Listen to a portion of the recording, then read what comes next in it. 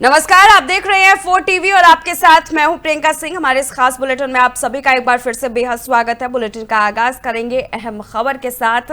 बड़ी जानकारी सामने निकल कर के आ रही है। वक्फ संशोधित कानून को चुनौती देने का पूरा मामला सामने आया है। मामले पर सुप्रीम कोर्ट में कल भी सुनवाई जारी रहेगी। याचिकाकर्ताओं ने आज मामले में अपना पक्ष रखा है। लगभग याचिकाकर्ताओं की ओर से दलील पूरी हो चुकी है। कल केंद्र सरकार मामले में अपना पक्ष रखेगी। बड़ी जानकारी हम आपके साथ साझा कर रहे हैं।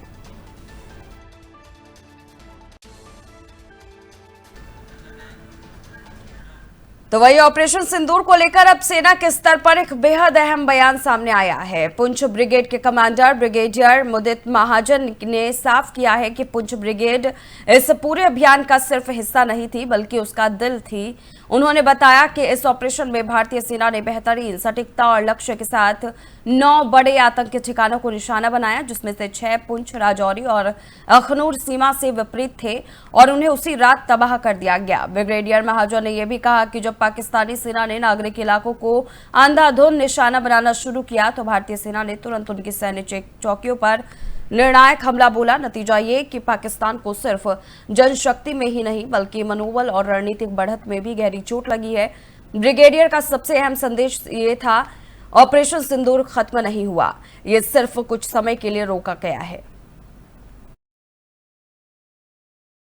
As you are aware, Poonch Brigade was engaged in intense and continuous operations during Operation Sindoor to blunt and respond to the unprovoked aggression by Pakistan across the line of control. We did not wait to react, but we prepared to respond. And to that extent, I will say that Poonch Brigade was not a part but the heart of Operation Sindoor. Pakistan's sponsored terror strike at Pahalgam was met with a calibrated response from the Indian Army, initially focusing solely on terrorist infrastructure. The army struck with unmatched precision and purpose. 6 of the 9 critical terrorist targets struck were opposite Poonch, Rajouri and Akhnoor.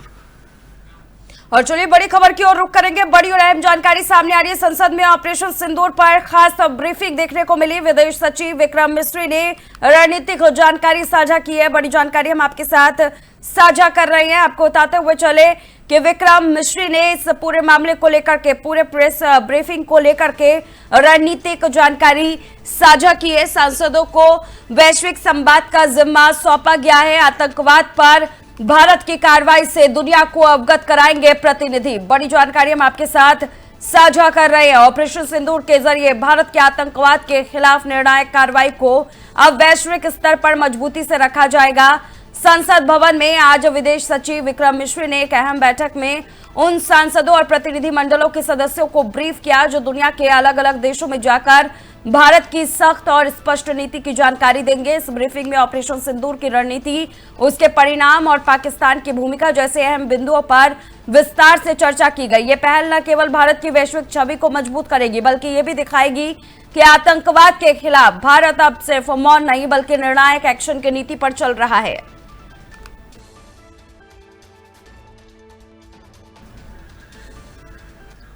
तो वहीं गांदरबल से भी एक बड़ी update सामने आ रही है। जम्मू कश्मीर के पूर्व मुख्यमंत्री उमर अब्दुल्ला ने अमरनाथ यात्रा को लेकर राज्य सरकार की तैयारियां पर भरोसा जताया है। उन्होंने कहा कि नागरिक व्यवस्थाएं पूरी तरह से तैयार है और सुरक्षा को लेकर भी हर जरूरी कदम उठाए जाएंगे। उमर अब्दुल्ला ने साफ कहा है कि इस समय उनकी प्राथमिकता 3 जून को खीर भवानी मेले का सफल आयोजन है। अमरनाथ यात्रा इस बार भी दोनों पारंपरिक मार्गों बालटाल और पहलगाम से होगी और सरकार का फोकस रहेगा कि हर यात्री सुरक्षित यात्रा करे और सकुशल लौटे। पर्यटन पर असर को लेकर उन्होंने माना कि मौजूदा हालातों में टूरिज्म इंडस्ट्री को प्रभावित किया गया है, लेकिन फिलहाल सरकार का ध्यान अमरनाथ यात्रा की शांति और सुरक्षा पर है। यात्रा के शांतिपूर्ण समापन के बाद पर्यटन उद्योग को दोबारा खड़ा करने की रणनीति बनाई जाएगी। सिविल इंतजामिया का सवाल है। हम अपनी तैयारियां जो है जहाँ तक सिक्योरिटी का सवाल है उसके लिए भी तमाम इकदाम उठाए जाएंगे। हमारी मुकम्मल कोशिश रहेगी कि पहले माता खीर भवानी का जो यहाँ पे 3 जून को होना है मेला, पहले वो कामयाब तरीके से रहे। उसके बाद अमरनाथ जी का जो यात्रा है, एक सोनमर्ग बालतल से, दूसरा पहलगाम से, दोनों जो हैं ठीक तरफ से जाएं और सारे यात्री जो यहाँ से सही सलामत जाएं, यही हमारी मुकम्मल कोशिश होगी। उमर साहब, टूरिज्म बुरी तरह हिट हुआ है तो सरकार क्या करना चाहती है? हुआ है हिट, लेकिन फिलहाल हम इसमें कुछ खास नहीं कर रहे हैं। वो सिर्फ इसलिए कि अभी थोड़ा सा हालात जो है वो संभलने दो, उसके बाद जो टूरिज्म के हमारे स्टेक होल्डर्स हैं उनके साथ बैठ के आगे जाके प्रोग्राम जो है उसके तहत हम। तो वहीं दिल्ली से कांग्रेस नेता राहुल गांधी पर सियासी हमला तेज हो चुका है। दिल्ली के मंत्री आशीष सूद ने राहुल गांधी को सीधा घेरते हुए कहा कि कांग्रेस की ये पुरानी आदत रही है कि जब सवाल उठते हैं तब जवाब देने के बजाय भ्रम फैलाया जाता है। आशीष सूद ने पूछा कि राहुल गांधी ने आज तक ये साफ क्यों नहीं किया कि उनका तुर्की में ऑफिस क्यों है और चीन के साथ जो MOU साइन हुआ था उसकी असलियत क्या है। उन्होंने डोकलाम विवाद के समय गुपचुप तरीके से चीन यात्रा क्यों की। सूद ने यह भी कहा कि जब हमारे सैनिक सर्जिकल और एयर स्ट्राइक जैसे साहसिक ऑपरेशन करते हैं तो राहुल गांधी कभी सेना की तारीफ नहीं करते बल्कि उनसे ही सवाल करते हैं। उन्होंने ये भी आरोप लगाया कि राहुल पाकिस्तान और चीन की भाषा बोलते हैं और अपने वोट बैंक को खुश करने के लिए देश की वीरता पर सवाल उठाते हैं। आशीष सूद का कहना है कि देश अब भ्रमित नहीं होता, देश देख रहा है कि प्रधानमंत्री मोदी की नेतृत्व क्षमता और हमारी सेना की बहादुरी किस तरह आतंक के खिलाफ निर्णायक कदम उठा रही है। देखिए, कांग्रेस की पुरानी फितरत है।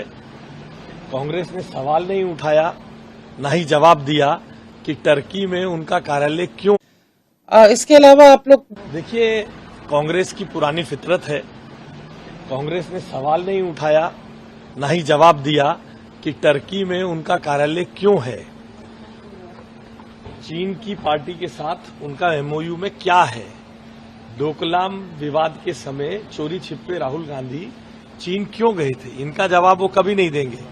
विश्व का कोई देश भारत से ये नहीं पूछ रहा कि भारत के कितने जहाज गिरे। राहुल गांधी ने पाकिस्तान से नहीं पूछा कि तुम्हारे कितने जहाज गिरे, या सेनाओं के पराक्रम की तारीफ नहीं की।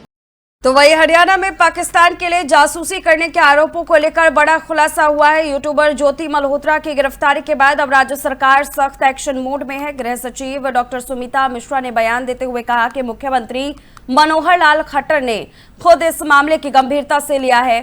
सीएम की अध्यक्षता में हुई अहम बैठक में पाकिस्तान के लिए काम कर रहे कुछ गुर्गों की गिरफ्तारी पर चर्चा हुई और ये स्पष्ट किया गया कि अभी ये कार्रवाई अधूरी है, आगे भी कई और गिरफ्तारी संभव है। साथ ही गृह सचिव ने बताया कि राज्यों के अन्य यूट्यूब चैनलों पर भी पैनी नजर रखी जाए और उसकी गतिविधियों की गहराई से जांच की जाए। सरकार का साफ संदेश है, देश विरोधी गतिविधियों में शामिल किसी भी व्यक्ति को बख्शा नहीं जाएगा।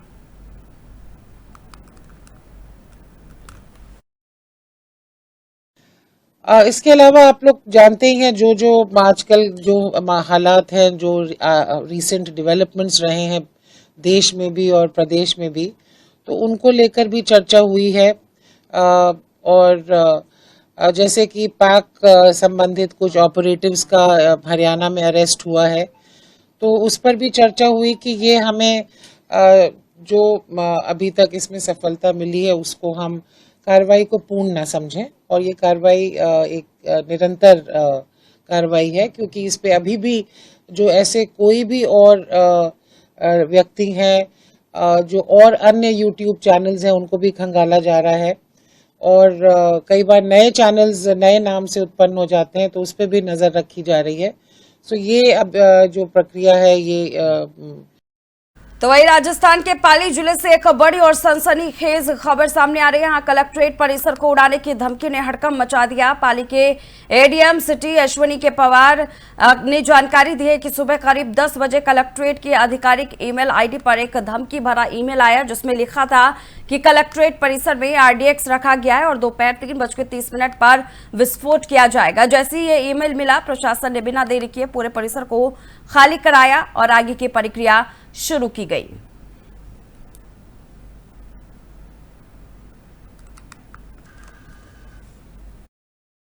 आज करीब 10 बजे हमारे कलेक्ट्रेट के ऑफिशियल मेल आईडी पे एक मेल प्राप्त हुआ है, जिसमें ये कहा गया है कि हमने कलेक्ट्रेट के परिसर में जो है RDX डिवाइस हमने रखा हुआ है और वो 3:30 बजे जो है वो ब्लास्ट होगा। तो ये सूचना मिलते ही हमने तुरंत SP साहब को और हमारी स्टेट अथॉरिटीज को सूचित किया और तुरंत DST की टीम आई और हमने पूरा कैंपस जो है वो खाली करवा लिया है। अभी डॉग स्क्वाड टीम अजमेर से रवाना हो गई है, वो भी पहुंचने वाली है और हमने जो स्टेट की साइबर सेल टीम है उससे भी हम संपर्क में है। मेल का जो हम ट्रेस कर रहे हैं कि मेल ये कहाँ से आया है और किसका इसमें हाथ है। बाकी हम सुरक्षात्मक उपाय जो है वो सारे अपनाए हुए हैं। SDRF की टीम भी अभी आने वाली है, तो सारे सुरक्षात्मक उपाय जो है हम कर रहे हैं और किसी भी स्थिति से निपटने। तो देश के उपराष्ट्रपति जगदीप धनखड़ अपनी पत्नी सुदेश धनखड़ के साथ गोवा पहुंचे। एयरपोर्ट पर राज्यपाल PS श्रीधरन पिल्लई और मुख्यमंत्री प्रमोद सावंत ने उनका पारंपरिक अंदाज में गर्मजोशी के साथ स्वागत किया। उपराष्ट्रपति का यह दौरा कई दृष्टियों से अहम माना जा रहा है, जिसमें शिष्टाचार मुलाकातों के साथ साथ कुछ अहम शासकीय कार्यक्रम भी शामिल है। गोवा की धरती पर उनका स्वागत पूरे सम्मान और मर्यादा के साथ किया गया।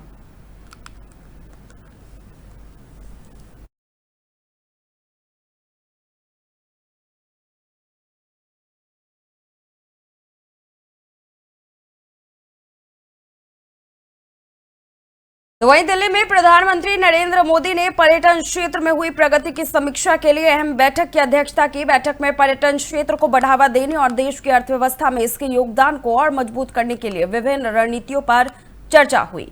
प्रधानमंत्री ने राज्यों को पर्यटन विकास में बेहतर समन्वय स्थापित करने के निर्देश दिए और आगामी तमाम चीजों को लेकर के इस बैठक के दौरान चर्चा की गई और अधिकारियों को तमाम जरूरी निर्देश दिए गए।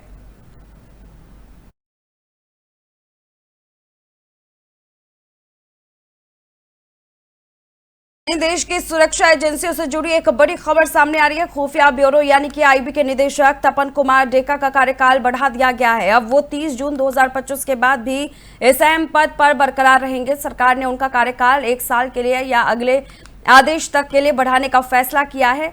तपन डेका को देश के खुफिया तंत्र का अनुभवी और कुशल अधिकारी माना जाता है और उनका कार्यकाल बढ़ना इसी भरोसे का संकेत है।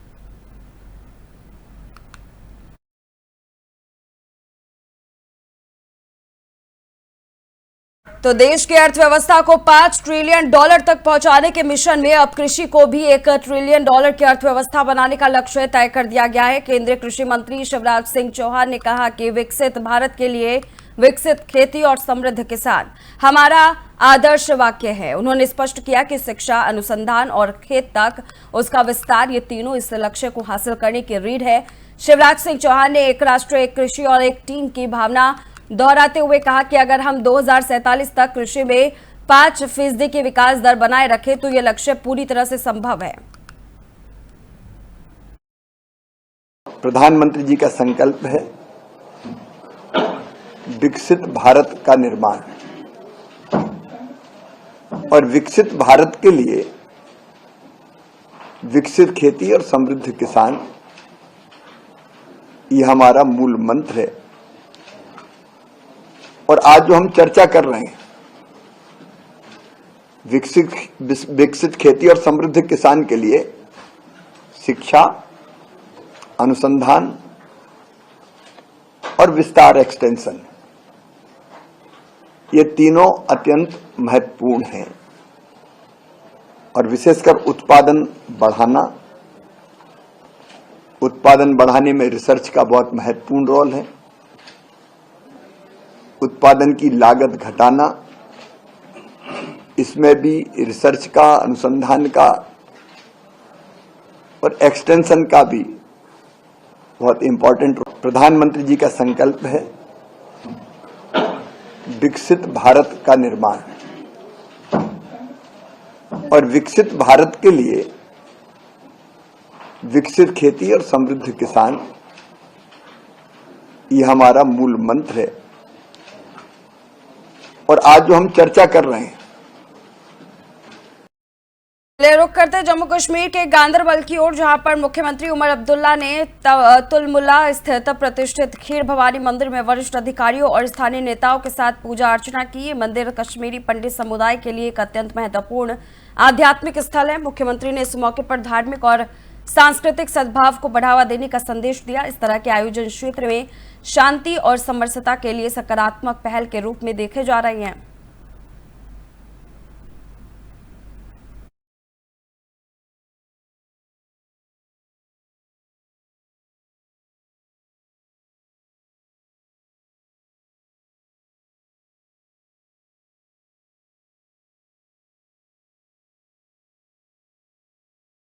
तो वहीं उत्तर प्रदेश में 20 मई से शुरू होने वाले 72 घंटे के विद्युत संविदा कर्मियों के कार्य बहिष्कार को लेकर गाजियाबाद प्रशासन पूरी तरह सतर्क है।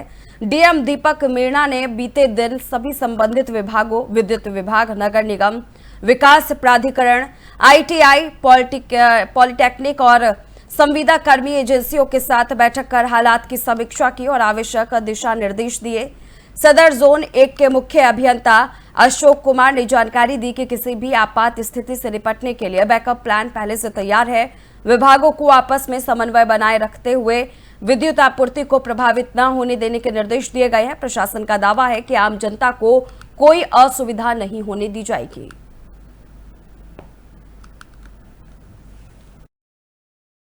उत्तर प्रदेश में आज विद्युत संविदा कर्मचारियों की हड़ताल थी 20 मई को। उसको लेकर गाजियाबाद प्रशासन ने भी काफ़ी अच्छी तैयारी की थी। ज़्यादा जानकारी देने के लिए हमारे साथ जोन 1 के मुख्य अभियंता गाजियाबाद के अशोक कुमार जी साथ में हैं। सर अशोक कुमार जी, किस तरह की तैयारियां ये रही थी? अभी संविदा कर्मियों की स्ट्राइक के लिए एक नोटिस आई थी कि 20 तारीख से सभी संविदा कर्मी हड़ताल करेंगे, कार्य बहिष्कार करेंगे। इसके लिए हम लोगों ने तैयारी पूरी की थी। डीएम साहब से कल मुलाकात भी हुई थी, उसमें उनको बैकअप प्लान बताया गया था और उसमें मीटिंग में हमारे जो संविदा कर्मी हैं उनकी एजेंसी थी, साथ में जीडीए गाजियाबाद अथॉरिटी के लोग थे, नगर निगम के अधिकारी थे और आईटीआई के प्रिंसिपल भी थे। तो उनके साथ हम लोगों ने बैकअप प्लान भी दिया था कि अगर किसी कारण से अगर स्ट्राइक होती है तो हमारे साथ ये बैकअप प्लान है और किसी तरह से सप्लाई को डिस्टर्ब नहीं होने देंगे। सर आज हड़ताल पे जाने वाले जो हैं, कितने कर्मचारियों की संख्या रही होगी कि जो आगे गए हैं और इनकी क्या मांगे क्या हैं? हमारे यहाँ जो है जोन मतलब पूरे गाजियाबाद में कहीं भी कोई स्ट्राइक पर नहीं है, कोई भी संविदा कर्मी, सारे लोग जो है अपनी ड्यूटी पर हैं। सप्लाई नॉर्मल चल रही है, कहीं भी किसी तरह की कोई प्रॉब्लम नहीं है। तो सर आज डीएम साहब ने जो ये तैयारियां रखवाई थी, इसमें आपके विभाग को लेकर भी क्या अन्य विभागों की भी कर्मचारियों की श्रृंखला रही थी कि बैकअप टीम में तैयार रहेंगे? हाँ, सभी जैसे हमारे यहाँ आईटीआई के थे, नगर निगम के थे, उनके भी लोग अगर इनकेस कभी अगर इस तरह की बात होती है तो उनका भी पूरा सपोर्ट हमको मिलता है। देखिए, ये थे गाजियाबाद के मुख्य अभियंता जिन्होंने बताया कि प्रदेश में हड़ताल चाहे जैसी भी रही हो, उसका असर जो है जनता के आपूर्ति पर, विद्युत आपूर्ति पर नहीं पड़ पाएगा। इसको लेके अच्छा खासा बैकअप जो प्लान तैयार किया गया। मैं इंद्रेश शर्मा, 4TV न्यूज। उत्तर प्रदेश में आज विद्युत संविदा कर्मचारी। चुनाव आते हैं, जाते हैं, पार्टियां बनती है, बिगड़ती है, लेकिन ये देश रहना चाहिए। अटल बिहारी वाजपेयी का ये कथन आज भी लोगों के दिलों पर राज करता है। आज भी राजनीतिक पार्टियां उनके इस कथन को भली भांति जानते हैं और समझते हैं। इसका उदाहरण पहलगाम हमले के बाद देखने को भी मिला कि कैसे सभी राजनीतिक पार्टियां भारत की तरफ से किए जा रहे हमलों पर एक साथ खड़े रहे। लेकिन चुनाव के दौरान अपने अपने वादों को लेकर जो पार्टियां मैदान में उतरती है, उस वादों और मुद्दों को फिर से सभी एक दूसरे की घेराबंदी शुरू कर दी गई है। दरअसल कांग्रेस नेता राहुल गांधी कर्नाटक के दौरे पर है। यहां उन्होंने अपने वादों को बताते हुए विपक्षी पार्टियों पर जमकर के हमला बोला। क्या कुछ उन्होंने कहा, रिपोर्ट में देखिए। कांग्रेस नेता राहुल गांधी कर्नाटक के विजयनगर में संकल्प रैली में पहुंचे। आपको बता दें कि कर्नाटक में कांग्रेस सरकार के 2 साल पूरे हो गए हैं। इसी मौके पर सांसद राहुल गांधी कर्नाटक के दौरे पर हैं। मुख्यमंत्री सिद्धरामैया और उप मुख्यमंत्री डीके शिवकुमार ने विजयनगर हवाई अड्डे पर कांग्रेस अध्यक्ष मल्लिकार्जुन खड़गे और लोकसभा में विपक्ष के नेता और कांग्रेस सांसद राहुल गांधी का जोरदार स्वागत किया। इस मौके पर कार्यकर्ताओं द्वारा जश्न मनाया गया। इसमें कांग्रेस सांसद राहुल गांधी समेत पार्टी अध्यक्ष मल्लिकार्जुन खड़गे और सीएम सिद्धरामैया भी मौजूद रहे। पार्टी ने जहां एक तरफ पिछले 2 साल में जनता के लिए जो काम किए वो गिनाए, वहीं 1 लाख से ज्यादा लोगों को मालिकाना अधिकार देने का भी ऐलान किया।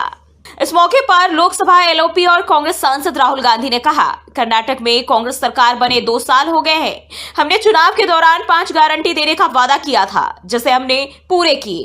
कांग्रेस पार्टी की सरकार को 2 साल पूरे हुए हैं और हमने चुनाव के समय आपसे वायदे किए थे, 5 गारंटी देने के वायदे किए थे। बीजेपी के लोगों ने कहा कि कांग्रेस पार्टी ये काम पूरा नहीं करेगी। प्रधानमंत्री ने कहा कि ये काम नहीं किया जाएगा। हमारा पहला वायदा, पहली गारंटी, गृह लक्ष्मी 2000 रुपए प्रति महीना 1 करोड़ महिलाओं को।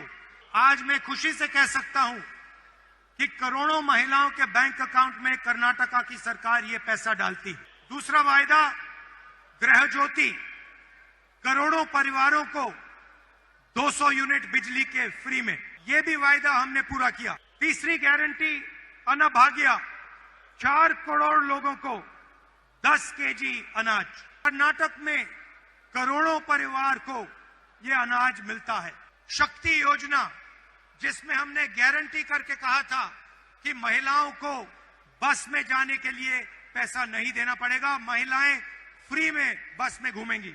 तकरीबन 500 करोड़ बस की ट्रिप्स कर्नाटका सरकार ने मुफ्त में दी हैं। 5वां वायदा, युवा निधि स्कीम, जहां हम 3 लाख युवाओं को महीने का 3000 रुपए देते हैं। हमने आपसे कहा था कि हम कर्नाटक के गरीब लोगों के बैंक अकाउंट में पैसा डालेंगे। पीएम मोदी ने कहा कि कांग्रेस गारंटी पूरी नहीं करेगी, लेकिन हमने अपनी गारंटी पूरी की है। बीजेपी का मॉडल है, वे 2 से 3 अरबपतियों को सारा धन पकड़ा देते हैं। ये अरबपति गांव और कस्बों में अपना पैसा खर्च नहीं करते। के जेब में डालते हैं तो ये पैसा मार्केट में जाता है, इससे प्रोडक्शन बढ़ती है, गांव गांव में पैसे का इंजेक्शन होता है। इस पैसे को आप अपने गांव में, शहरों में, कस्बों में खर्च करते हो और इस पैसे से कर्नाटक की अर्थव्यवस्था को फायदा पहुंचा। बीजेपी के मॉडल में वो 2-3 अरबपतियों को सारा का सारा धन पकड़ा देते हैं। ये अरबपति अपना पैसा गांव में, कस्बों में नहीं खर्च करते हैं, ये लंदन में, न्यूयॉर्क में इधर उधर एसेट्स खरीदते हैं और आपका पैसा चुने हुए लोगों के हाथों में चला जाता है। उनके मॉडल में रोजगार खत्म होता है, हमारे मॉडल में रोजगार पैदा होता है। उनके मॉडल में अगर आप बीमार होते हो तो आपको कर्ज में डूबना पड़ता है, हमारे मॉडल में आप बीमार होते हो, आपके जेब में पैसा होता है इलाज कराने के लिए। कुल मिलाकर कर्नाटक में कांग्रेस सरकार की 2 साल की उपलब्धियों को गिनाते हुए राहुल गांधी ने साफ संकेत दिया कि पार्टी आगामी लोकसभा चुनाव के लिए पूरी तरह तैयार है। वहीं बीजेपी पर निशाना साधते हुए उन्होंने यह भी स्पष्ट किया कि आने वाले चुनावों में कांग्रेस अपनी नीतियों और गारंटियों के आधार पर जनता के सामने आएगी। जहां कांग्रेस ने अपने 2 साल के कार्यकाल को चुनावी मुद्दा बनाकर जनता को साधने की कोशिश में जुटी हुई है, वहीं विपक्ष पर हमला बोलकर राहुल गांधी ने चुनावी जंग का बिगुल भी बजा दिया। अब यह देखना होगा कि जनता इस गारंटी कार्ड को। तो फिलहाल इस खास बुलेटिन में बस इतना ही। रुकेंगे एक छोटे से ब्रेक के लिए। ब्रेक के उस पार खबरों का सिलसिला जारी है।